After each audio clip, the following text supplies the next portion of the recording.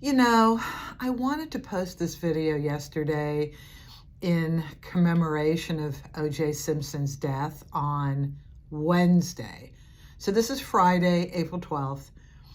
And I did a series of little baby videos yesterday in commemoration of OJ Simpson dying on Wednesday. And so what you're going to see in these tiny little attachments are the area where Nicole Brown Simpson's condo was on Bundy.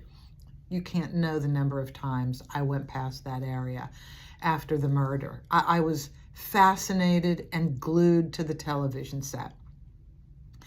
And I will comment on how terribly the prosecution did their job. And I'm watching them and looking at all the holes in the prosecution. I'll tell you the big one in a second. But these little videos are just seconds. So I went to the area on Bundy in Brentwood where Nicole's condo was. Then I drove up to Rockingham where OJ's house was. And then I gave a little shout out to Gretna Green. So the path was, OJ comes from his house in Rockingham, turns left onto Sunset or east onto Sunset, goes a few blocks to Gretna Green, turns right on there, goes down to Little Side Street, turns left on that, and then turns left on Bundy. It was so easy to make it within the minutes that the prosecution said it took for him to drive there and back. Minutes. So that was true. I can't tell you, I went through every aspect of this case. From the clues that were dropped, like the knife that should have been missing from the cutlery set in the kitchen, supposedly used by OJ, supposedly brought to the door by Nicole, the ice cream melting on the bottom of the banister, the two kids sleeping upstairs. And I was in a therapist group some years after that. And I remember I was conducting a workshop, and one of the people who was attending the workshop was it was the prosecution attorney in the civil case for the Goldmans and the Browns. And I started talking the case with her. And I said, well, here's how I looked at it. Here's how I dissected the case. Here are the clues I didn't see talk about. And she went, oh my God, we never checked the cutlery set. We never expected the knife came from Nicole's house. We figured OJ brought the knife from his house. I'm like, you missed a big clue. I bet that knife was brought to you by from the cutlery set in Nicole's house. And the other thing I didn't think about was Ron may have been murdered first. Nicole came to the door with a knife from her cutlery set, hearing the disturbance outside in the front yard. And don't forget, the Akita dog knew OJ, so should not have been barking when OJ was there because the dog knew OJ. And we're all assuming Nicole was murdered first and then Ron Goldman walked in and he was murdered next. Not necessarily. Ron could have been murdered first upon entering the courtyard before he got to Nicole's door to return those glasses from Mezzaluna. Mezzaluna doesn't exist anymore, but I went past Mezzaluna too. I mean, I dissected everything in that case. And yes, I was absolutely on the side of he did it. OJ did it. First of all, there was motive. He was so angry at Nicole for dissing him at the ballet concert, the ballet performance for their daughter. And he was known to beat Nicole. And domestic violence, this is what I learned about domestic violence. It escalates. Verbal violence escalates into physical violence, and physical violence escalates into murder. And that is the path it takes. Here's how Marcia Clark literally blew one of the biggest defense issues. And it's not the glove, by the way. The glove was the icing on the cake. The defense, and Johnny Cochran did this brilliantly, was the race card. He played the race card. We had just come off of Rodney King, and none of the officers were found guilty beating the shit out of Rodney King before that. So he played the race card. Johnnie Cochran played the race card. Well, what Marcia Clark, in her ego-driven prosecution, she considered it a no-brainer. She thought that Black people could get outside of their race issues to look at the facts. Really, Marcia? Get a life. And what Marcia didn't realize was that there is no race anymore in sports between the athlete and the police. That's what she didn't understand. There was no race card played against OJ by the police. OJ gave the police tickets to games, access to his home. Oh, no, no, no. There was no race issue. Johnnie Cochran driving down the street in Beverly Hills, yeah, there's a race issue. Believe me, I get there's a race issue in this world. I get there's a race issue on the West Side in Beverly Hills. There was no race issue between OJ and the police. The police loved OJ. Just like Hillary Clinton. She lost the race for president, her ego. She couldn't see past her own stupid ego.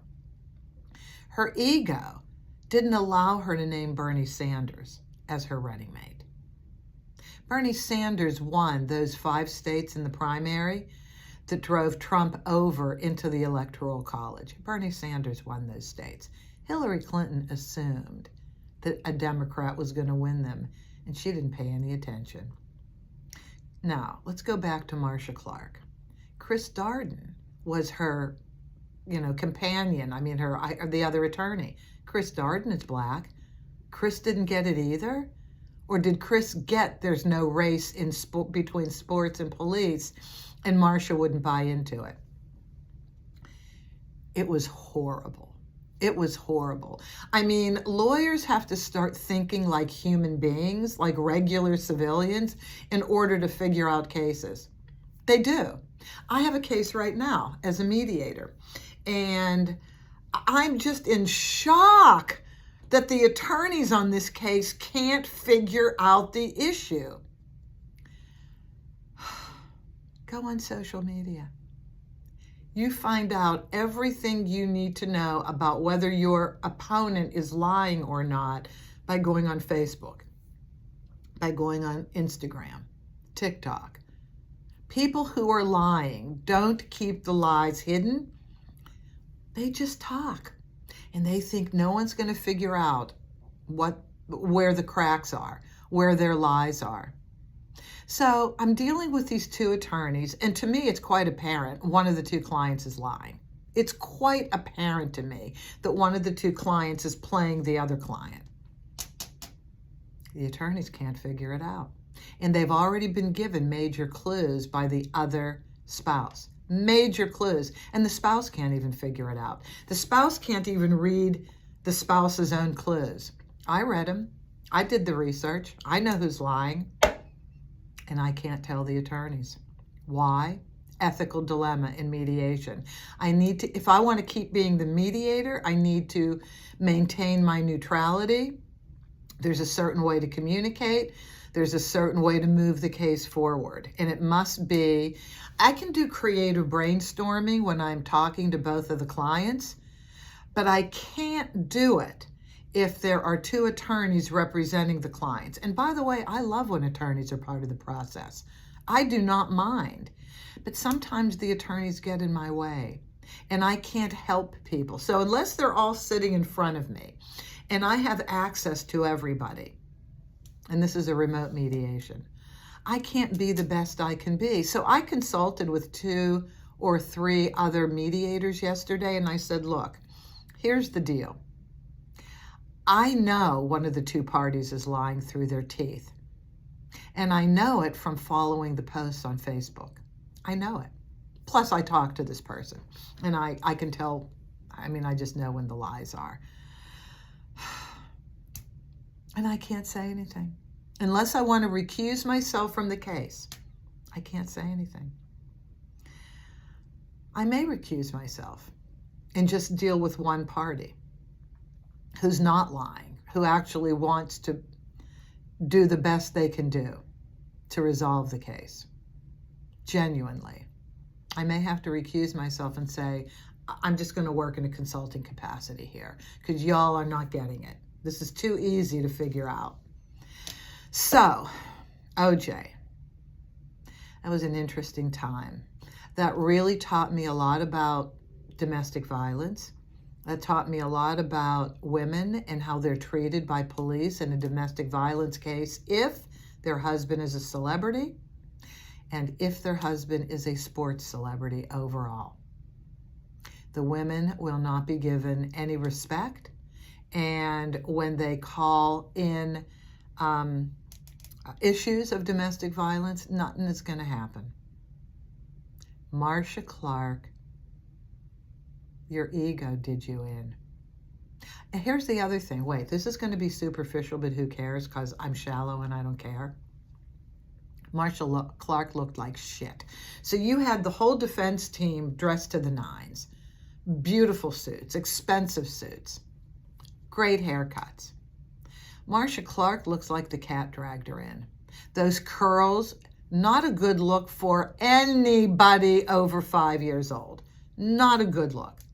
A woman in LA, especially, with all the help we have from all the hairstylists all over the county, from makeup specialists, from wardrobe specialists, Botox and filler specialists. It's how you show up that matters. Deborah Dupree, how you show up matters. Yes, Marcia Clark showed up like shit until somebody got a hold of her and said, girl, we need to get you to Jose Hebert or some high-priced stylist. You don't look so good. Yeah. And I know you may think that's ridiculous. It's not. It's not. People judge with their eyes. So anyway, sorry, Marcia, you fucked up big time. Sorry, Hillary Clinton, you fucked up big time. And sorry, my clients, you are fucking up big time. And attorneys too. You're both fucking up big time. You're not seeing the path forward. It's right in front of you. So anyway, that's my statement for the day. Enjoy my little tour around Brentwood. It's just seconds for each little video. And see you back next week. Have a great weekend.